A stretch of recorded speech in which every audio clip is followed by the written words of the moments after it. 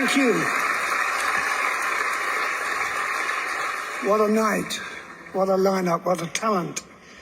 Your Majesties, Your Highnesses, Excellencies, ladies and gentlemen, when we started our band in 1970 in and around the colleges of London University, we had ambitions but never dreamed of the journey that was to follow.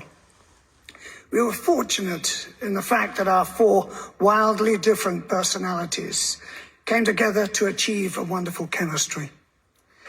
What was an incredible trip around the world and the cities of the world through so many triumphs and twists of fortune in so many countries came to a tragic halt with the loss of our dear Freddie Mercury.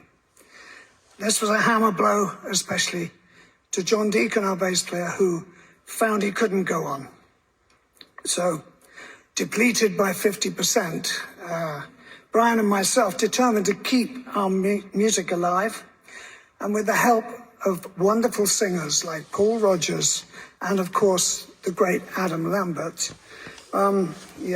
we continued to tour the world to this present day. The Polar Music Prize is exceptional in the fact that, unlike other awards, it recognizes the entirety of an artist's career, unlike any others, I think. What an honor to be included in this glittering cavalcade of previous laureates. True Olympian company indeed. We are so proud to be the recipients of this incredibly prestigious award, also to share the stage with these wonderful other two laureates, Herbie Hancock and Barbara Hannigan. We are honored and proud. We thank you, Brian.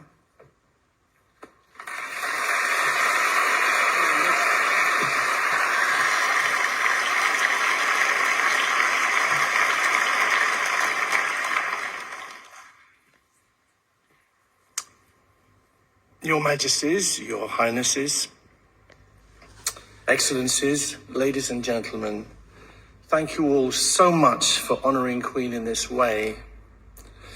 Sweden has already been very kind to us over the years, and this really is the icing on the cake.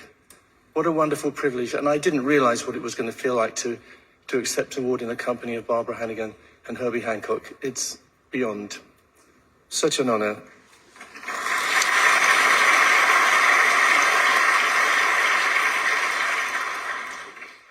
For Queen, Swedish audiences actually have been one of the most loyally supportive in the world ever since we first played in Gothenburg in 1974. And we all got our clogs. Some of us still have them.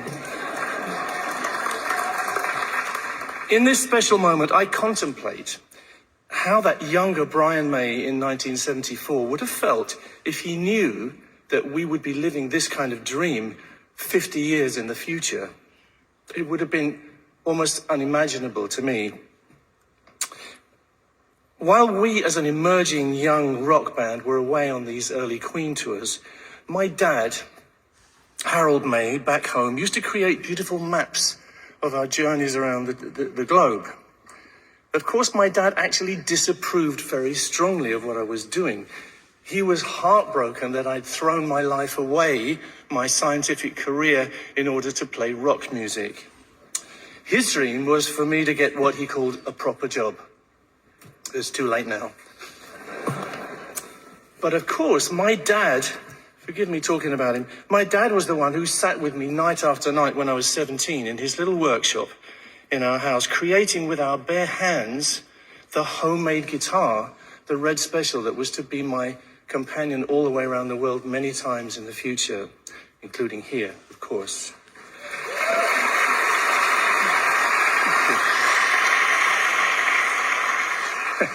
And from being a very disapproving parent, eventually when I finally flew him out to see us in Madison Square Garden, he took my hand and said, "Okay, I get it now."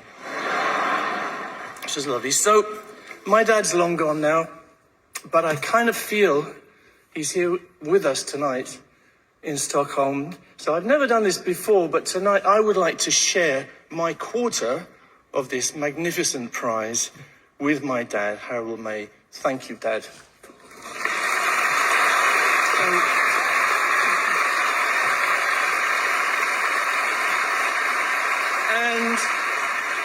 And on behalf of Freddie and John, my dear friend Roger, and myself, thank you, Sweden.